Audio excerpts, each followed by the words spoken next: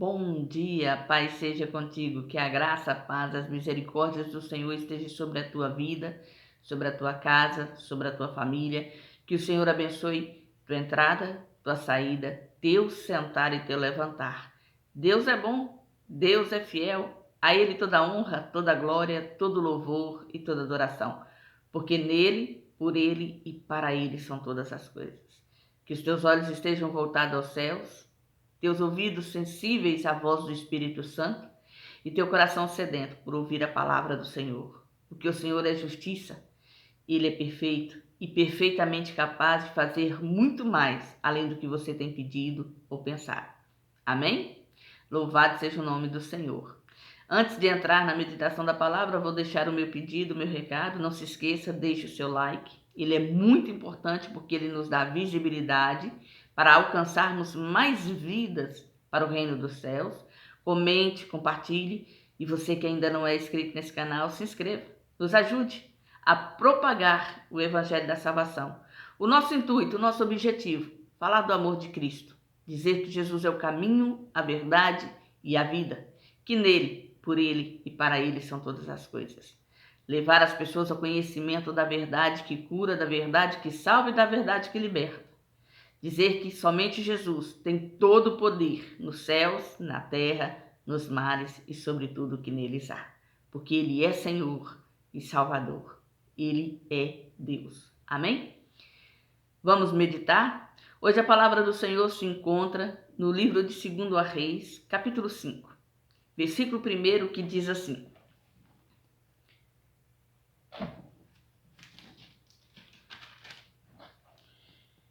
E Naamã, capitão do exército do rei da Síria, era um grande homem diante do seu senhor, e de muito respeito, porque por ele o Senhor dera livramento aos sírios, e era este homem herói valoroso, porém leproso.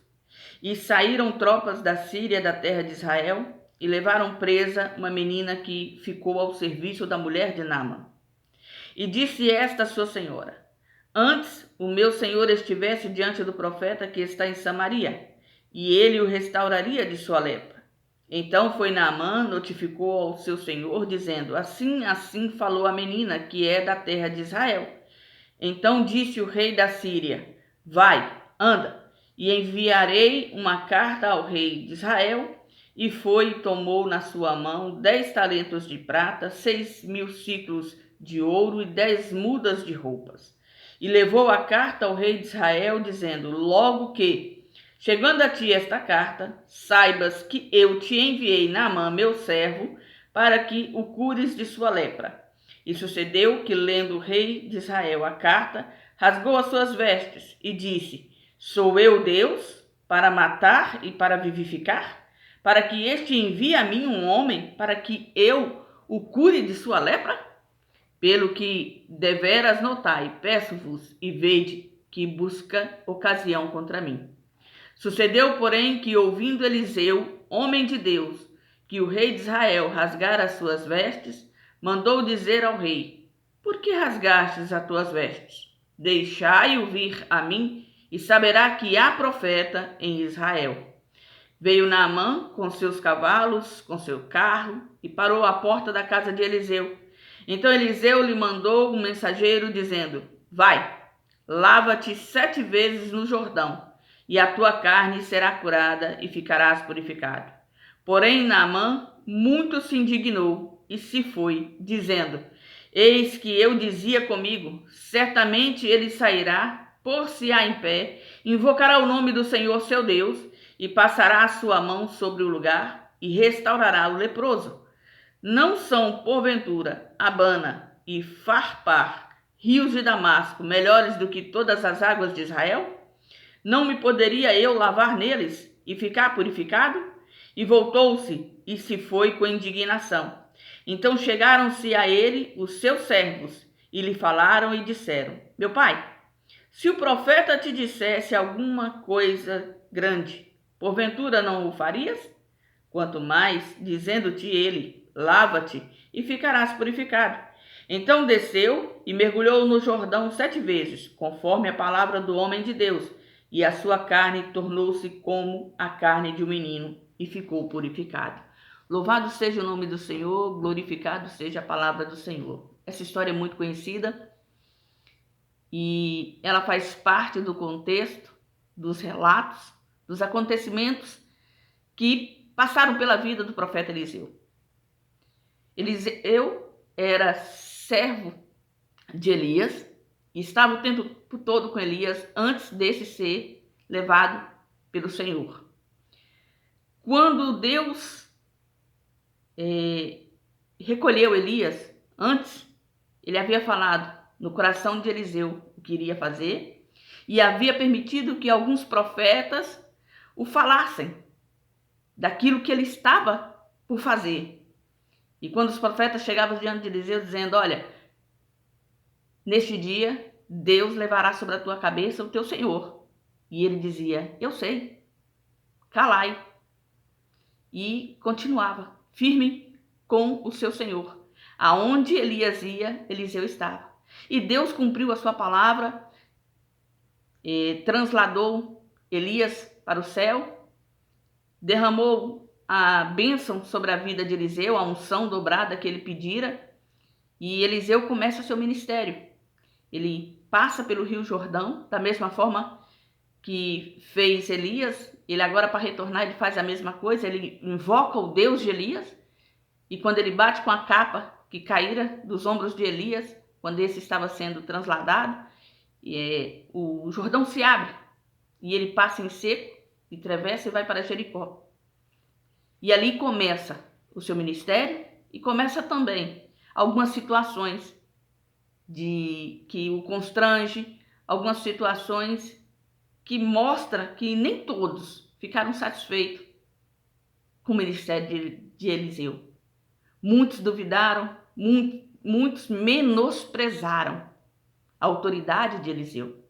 A começar pelos filhos dos profetas, que o instigou e o constrangiu para que eles fossem procurar pelo corpo de Elias, não confiando no relato de que ele tinha dito que Deus o havia transladado.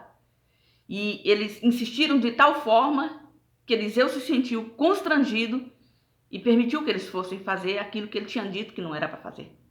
E por 3 dias eles procuraram e não encontraram nada, porque não havia nada a ser encontrado. E quando eles voltam, Eliseu os repreende e agora sai dali e vai para Jericó. E em Jericó as pessoas começam a dizer para ele: olha, essa terra é muito boa, o lugar é muito bom, mas as águas são amargas, é estéril. E Eliseu pede um prato, coloca sal e derrama esse sal sobre essas águas que são purificadas e deixam de ser estéreis e começa a ter vida naquele lugar.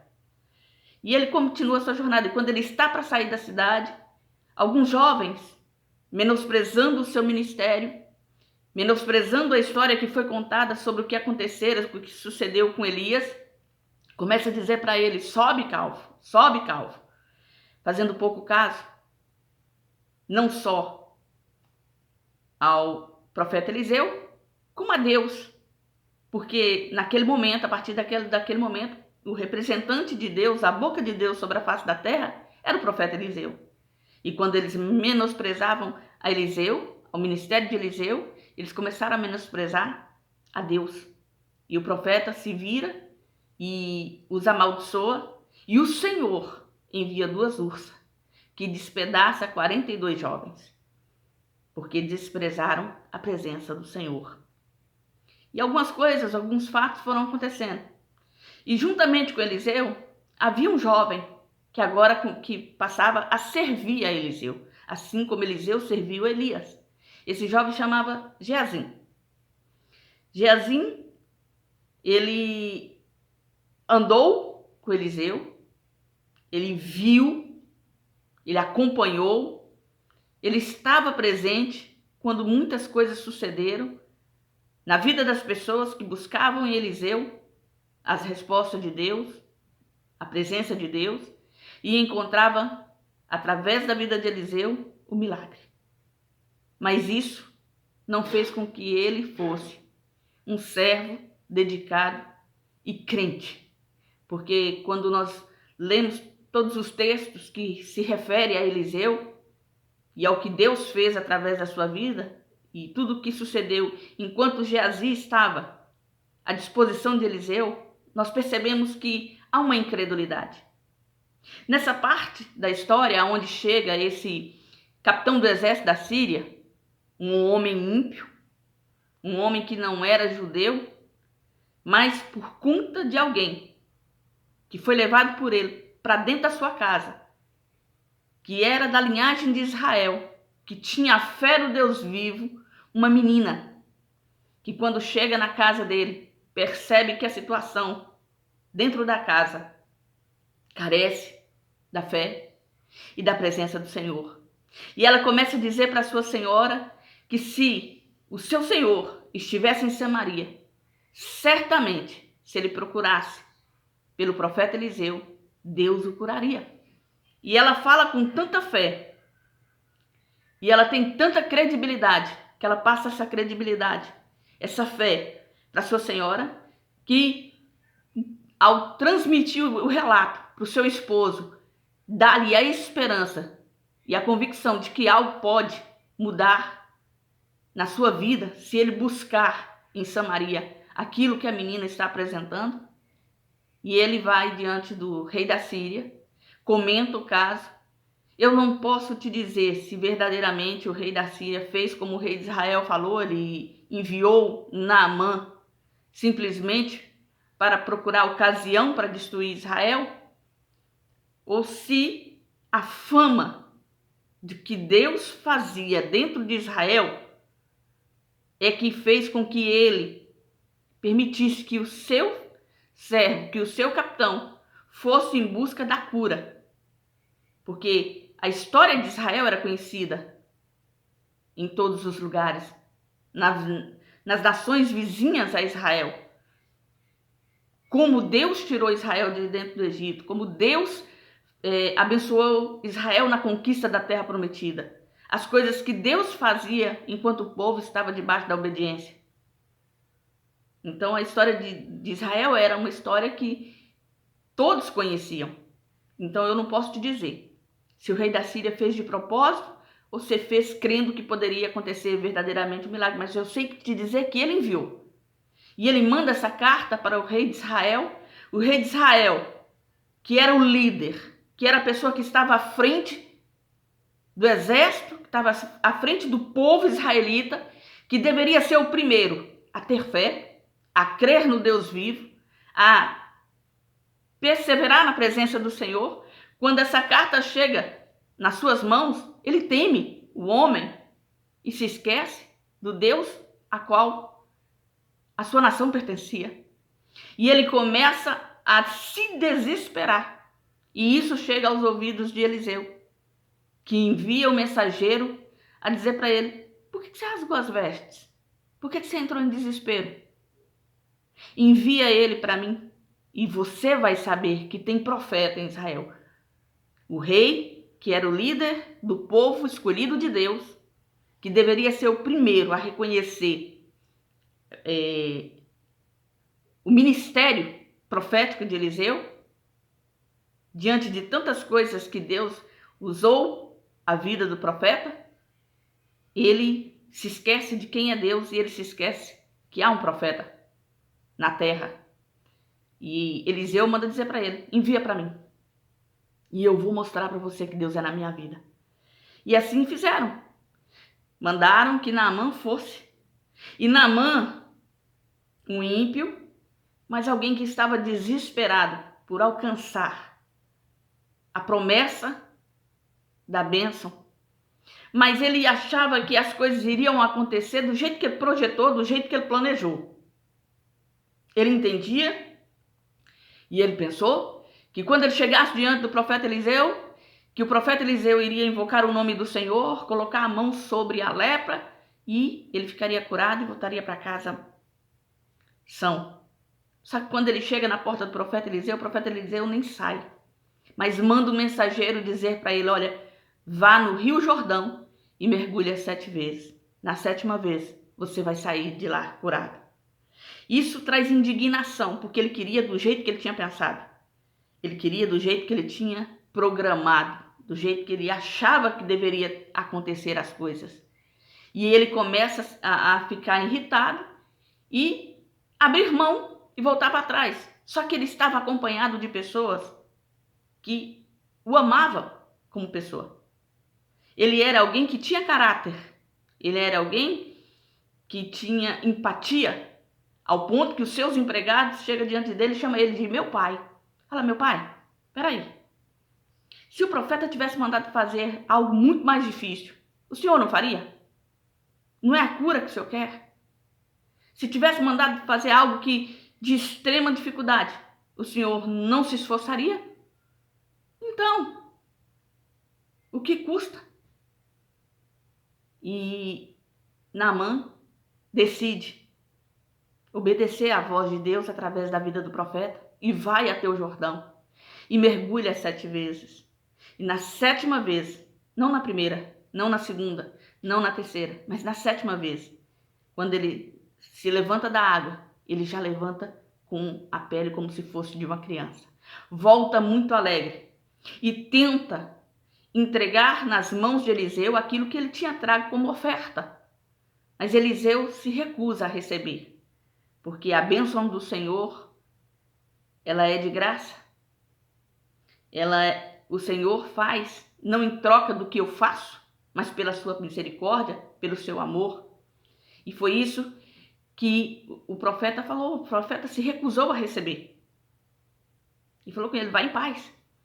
E ali houve um momento onde que Naamã se declara convertido na presença do Senhor, em crer que somente Deus era o único suficiente Deus, e que a partir daquele momento, mesmo que ele tivesse como soldado do rei da Síria, como capitão do rei da Síria, que tinha que entrar nos templos idólatras do seu país, por causa que ele era um oficial do rei, mas que o coração dele estava em Deus, porque naquele momento ele reconheceu que somente o Senhor era Deus. Mas a história não acaba aqui. A história revela o coração de um moço chamado Geazi, que era servo de Eliseu, que desde o princípio do ministério de Eliseu estava com Eliseu, andava com Eliseu, participava dos milagres, das bênçãos que Eliseu fez através da unção do Senhor sobre a sua vida. Quando Eliseu recebe um presente, pães e espiga de milho verde, era pouco. E Eliseu manda entregar ao povo que estava faminto, porque era época de seca. Geazi demonstra a sua incredulidade, dizendo, isso aqui não basta. Como é que eu vou pôr isso aqui diante de 100 homens? Não vai dar. E Eliseu declara, não, pode pôr. Vai sobejar.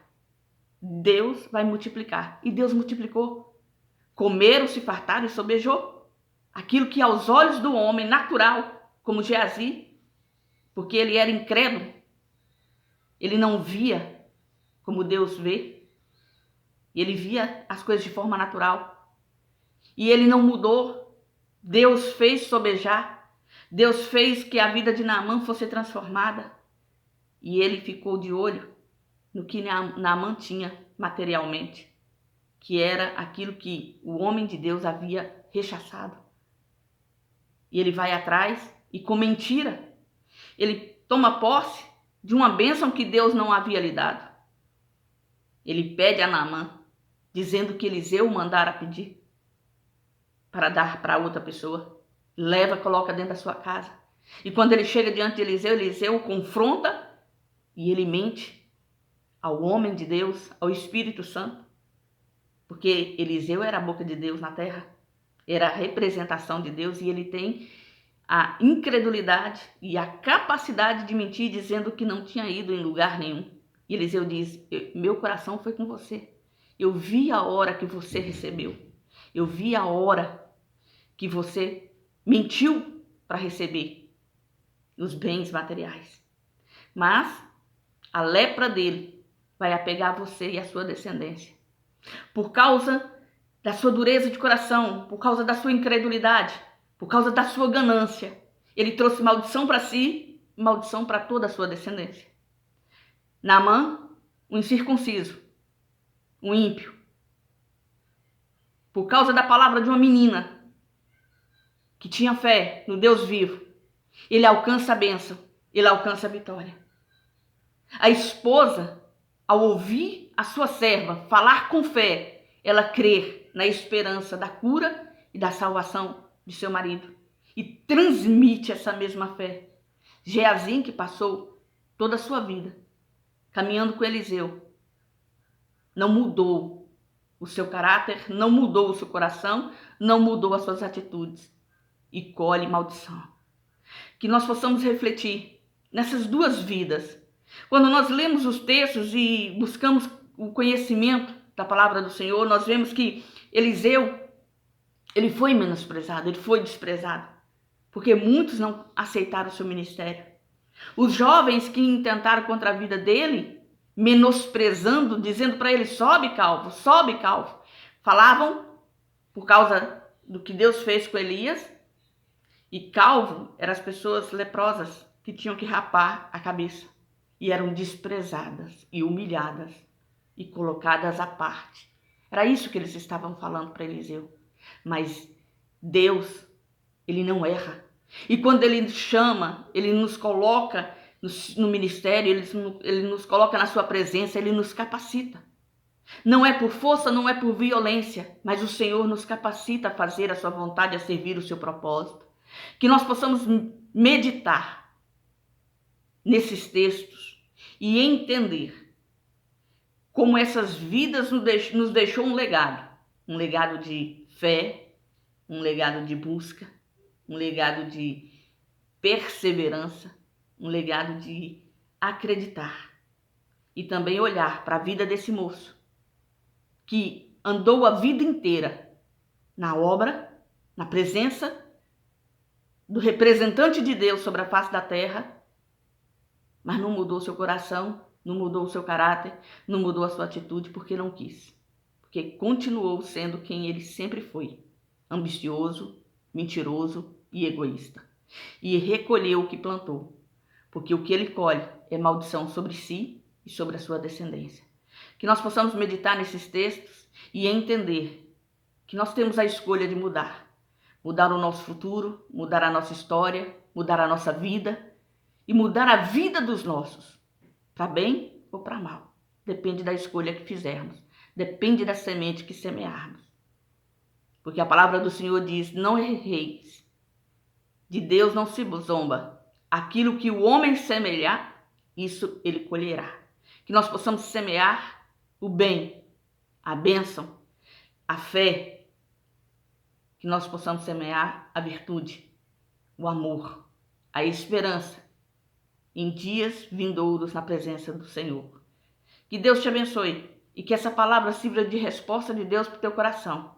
Que Deus possa falar abundantemente e mostrar para você que Ele continua sendo Deus e que todas as coisas estão no controle de suas mãos. Confie no Senhor, confie na sua promessa, busque a sua face. Na hora do desespero, como Naamã, que estava leproso e precisava da ajuda do Senhor, volte-se a Deus, busque em Deus o socorro, porque Ele pode mudar a tua vida e a tua história. Amém? Louvado seja o nome do Senhor e glorificado seja a palavra do Senhor. Que o Senhor te abençoe e te guarde. Fique na graça. Seja você uma bênção.